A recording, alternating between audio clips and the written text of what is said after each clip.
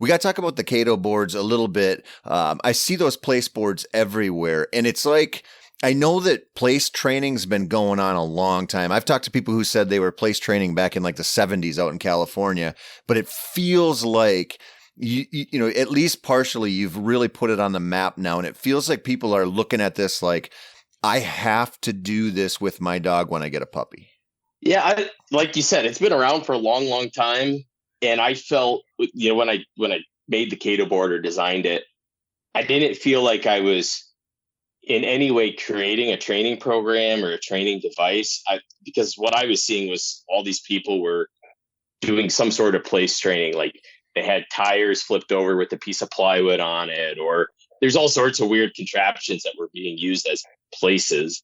And I thought, well, let's just standardize it and put something out there that actually is designed for what people are doing. So I definitely didn't like revolutionize place training or come up with the concept or anything like that. I just gave people a tool to make it a little easier to do what they were already doing. And I think, of course, as people started to use them more and it became a little bit more standardized. So if you're on social media and you see a Cato board, that people start asking, well, what's that? How do you use it? That sort of thing. So it maybe did generate some interest in place training, but it really was just supposed to be an aid to help with something that was already happening. Yeah. Well, I think what they did, because, like you said, there's been a lot of different kinds of place boards out there in the past, and a lot of them were big and kind of slippery, or a lot of them were homemade. And so I think you could see a picture of, like you mentioned, the tire with the plywood on it. Like, I think you could see that and not really realize what it was being used for.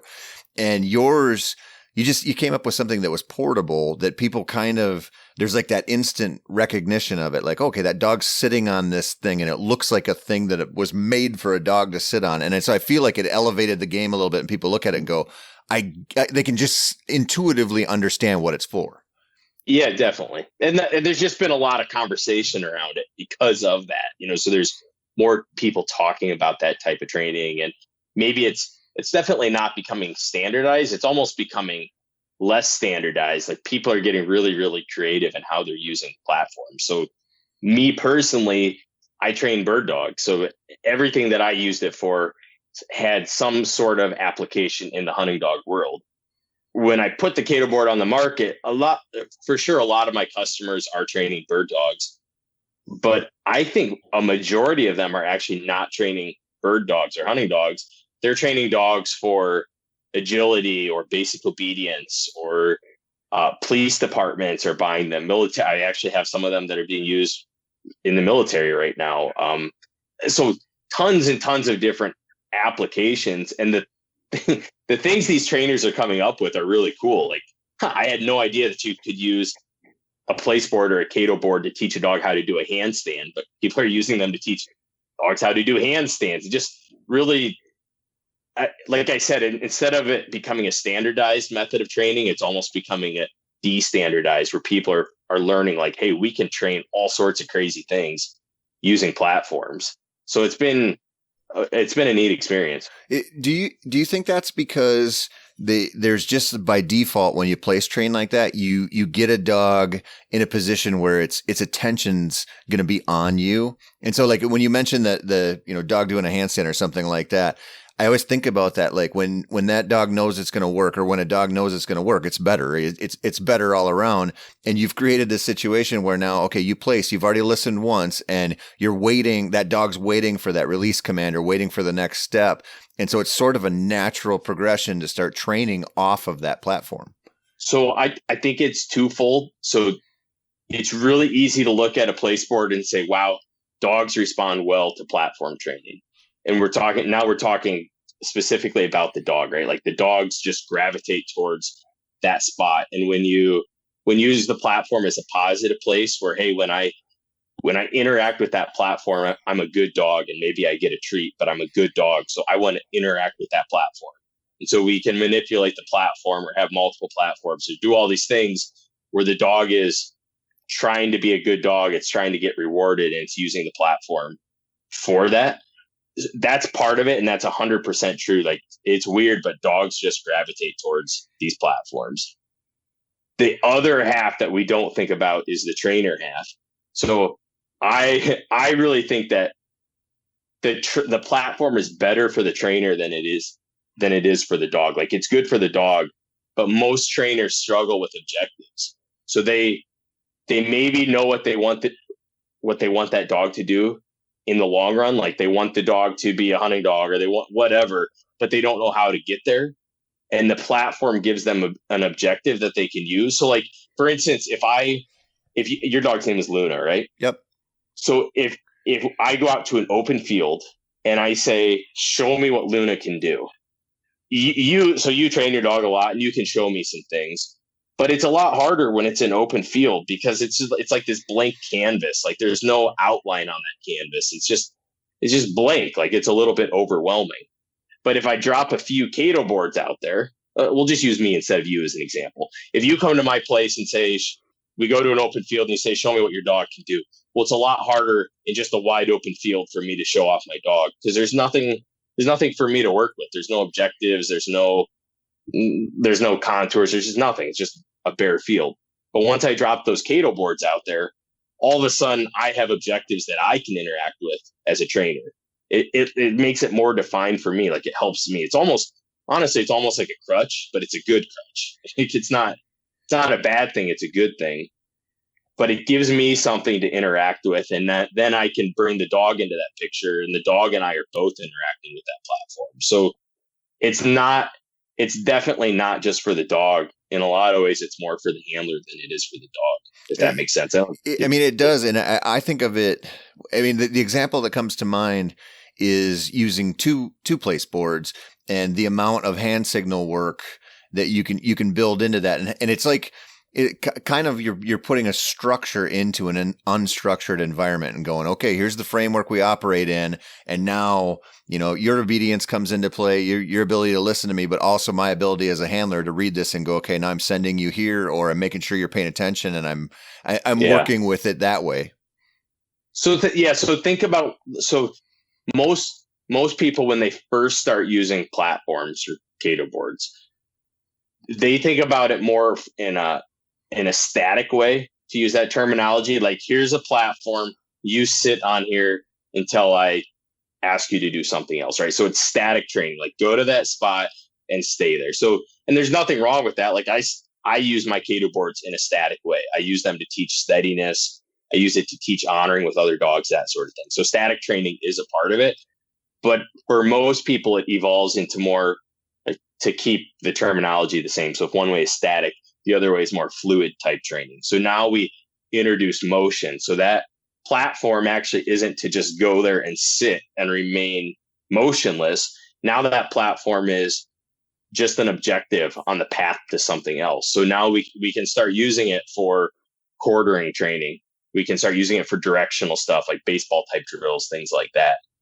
But the training is definitely evolving into not just that static, like when I was at Pheasant Fest last year, a lot of people came up and they're like, oh, so the dog sits on that, huh? Like, well, yeah, I guess. I mean, that's a real simple way to put it. But yeah, the dog does just sit on it.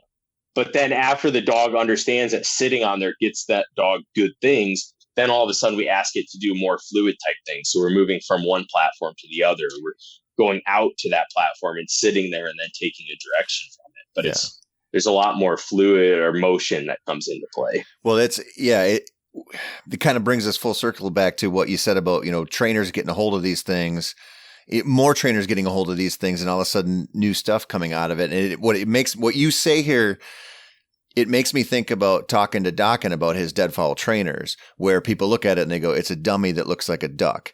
And then you start talking to him about what it actually does and how it conditions them to grab the dummy a certain way and hold a bird-sized dummy and not shake the dummy and all this. And you go, a lot of these training tools, even like a check cord, it's really easy to underutilize or, just not use to the full potential with a dog, some of these tools.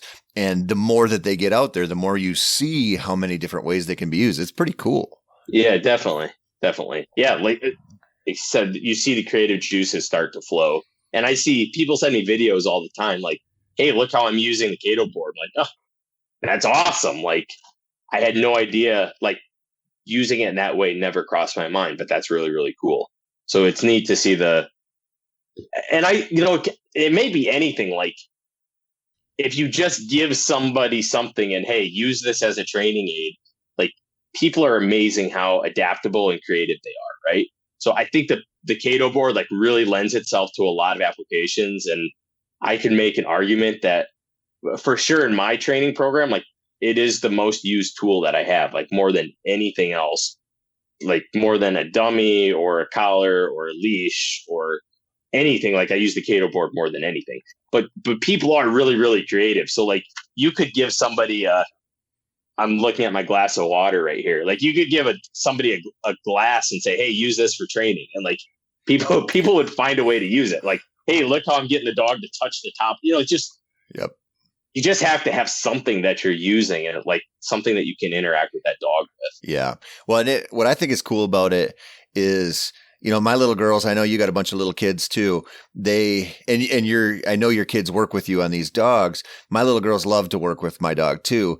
And one of the things that, especially one of my daughters loves to do with Luna is place train, because it's like such a cut and dry thing that she can control. Yes. And she'll usually grab a handful of treats to help her along, because Luna's never sure if she should listen to her or not, but you get that involved. And then she really, she's 8 and she feels like, man, I'm really doing something with this dog, because there's either right or wrong here. There's no, throwing a dummy and taking a little detour and going sniffing around, or maybe not bringing it back to hand. It's like, you're either there or you're not. It's pretty neat. Yeah, definitely. So my daughter, who is an 11, she just turned 11, and then a 9-year-old boy and a 7-year-old boy. My daughter definitely is more involved with the dogs than the boys are.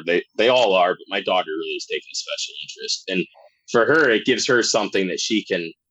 And she has a dog named Boom that's her dog, and she'll take Boom in the backyard almost on a daily basis. And she started field trialing Boom last year, so that added like a whole new element of like motivation for her. So as leading up to a field trial, like almost every afternoon, if I sneak a peek in the backyard, she's out there doing drills with Boom. And I think it's really, really cool because, again, if it was just a wide open field, or if she had to take Boom out into actual cover, like hunting type cover, that's a lot more difficult for a child to do. Where the backyard with place boards, that really puts them on the same page. It gives her, like you said, like clearly defined objectives that the dog knows as well. So, and what you said is exactly right. Like if I put a place board on the ground, or if my daughter puts a place board on the ground, and she asks Boom to get on the place board, and Boom doesn't get on the place board, she knows that Boom is screwing up, and Boom knows that Boom is screwing up. And that's really, really helpful, because when you think about, for sure with a child, but this is even true with adults, like most people struggle to communicate with dogs. They just do. Like we all want to be dog people. We all love dogs. We all want dogs to love us. But most people that I see just struggle to get on the exact same page with the dog. So there's always this communication problem. With the place board, it makes the language really, really simple. Like it's like learning your ABCs, right? Like here's the place board, get on the place board. If you're not on the place board, you're in violation. So now if we want to correct that dog, for sure not at the start when it's learning place, but later on when it knows that command, if my daughter tells Boom to get on the place board and he doesn't, she knows that Boom is butting heads with her. Like he's knowingly not doing what she's asking him to do. Whereas if you didn't have the place board, there could be a lot of confusion, because as a child, sometimes she struggles to really communicate to Boom what she wants. Mm-hmm. But the place board just makes it easy for her. And I'll tell, I mean, I'm dumbing it down because I'm using my daughter, but I have clients that come out here and they struggle with communicating as well. I mean, it's not natural. Like we want it to be natural. We think it is, but it's not. Like we're good at talking to people. We're not that good at talking to dogs. So frequently when I have clients come out here like to pick up a dog that I trained, I'll give them the assignment, like go home and spend like just 2 weeks in your backyard, moving the dog around from platform to platform and doing some of these drills. And when they first come to my house and they do those drills, I mean, they look like it's a child that's learning how to talk. It's like blah, blah, blah, blah, like tooting the whistle for recall while at the same time trying to cast the dog to the side. I mean, it's like it's not good, right? Like it's very, very bad communication. You see the dog gets frustrated, doesn't know what to do. But they go home and they spend like a week or two working on this language in the backyard.